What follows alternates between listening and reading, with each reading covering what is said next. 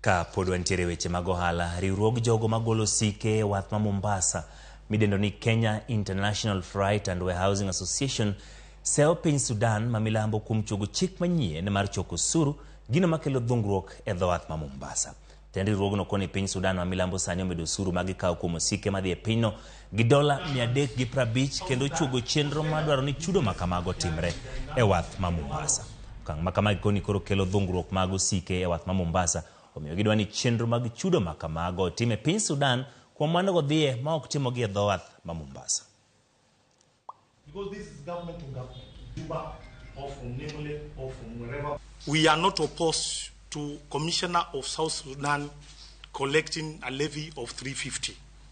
Even we are not opposed to for him to collect a levy of $1,000 per container. What we are saying is that he should collect that levy at the entry points of their country, which is Nimule, Lodipa, and any other border.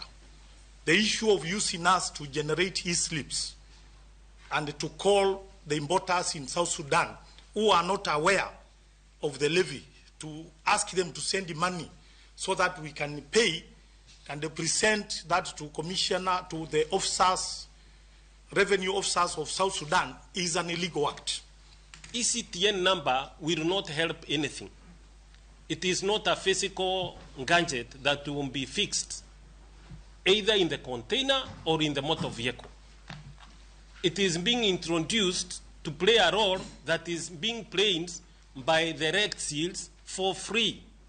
We are not paying for rect seals. So why are we introducing an untariff barrier that is disrupting the smooth clearance and movement of goods across the northern corridor?